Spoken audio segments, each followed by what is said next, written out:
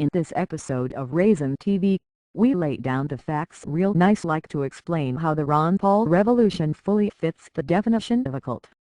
In the journal article, Characteristics Associated with Cultic Groups, Janja Lalich and Ph.D. Langone drop some serious factual information about the defining characteristics of cults. The link to this article can be found in the video description below, but keep listening while we explain exactly how real shit just got. Lalich and Langone aren't playing games. They keep it 100% reality-based by throwing down fact after fact about how to identify the shit out of some shady cult organizations. Now we'll break this article down quick and easy by explaining the cult warning signs that define the Ron Paul revolution. Ron Paul supporters exhibit record high levels of devotion to the man they lovingly refer to as Dr. Paul. Ask yourself, when was the last time you heard a Ron Paul supporter disagree with Ron Paul on any damn thing? That's right, it has never happened because they full-throated worship the dude. One of their most frequently cited non-arguments is that Ron Paul is the only honest-ass politician in the world. But every legit political observer knows that dishonesty is pretty much the only way a politician can achieve the kind of mass appeal necessary to get elected and shipped. Number 2. Questioning, doubt, and dissent are discouraged or even punished. Yo, listen to the real truth I'm about to share with the world.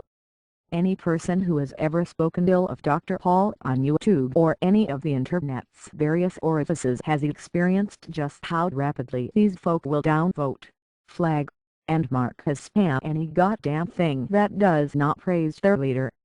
I rest my case.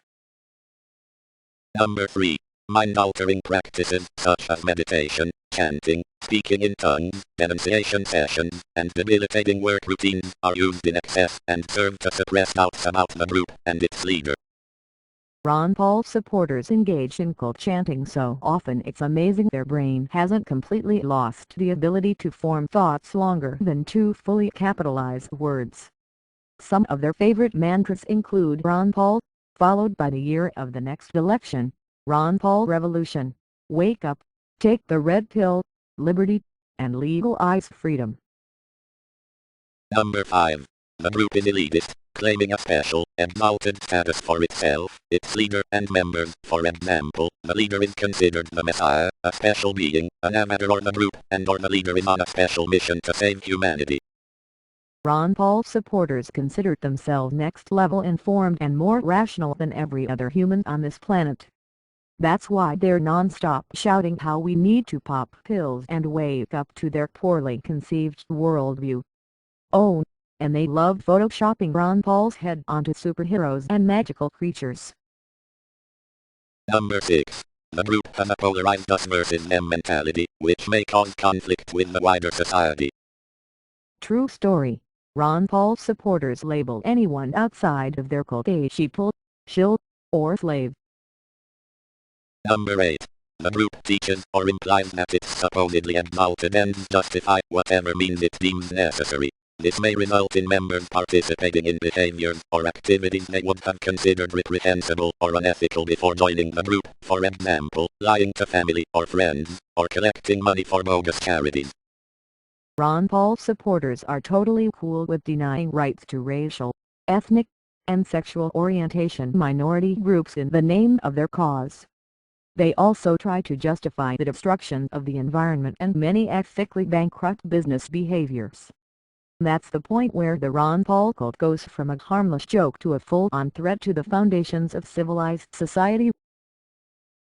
Number 10.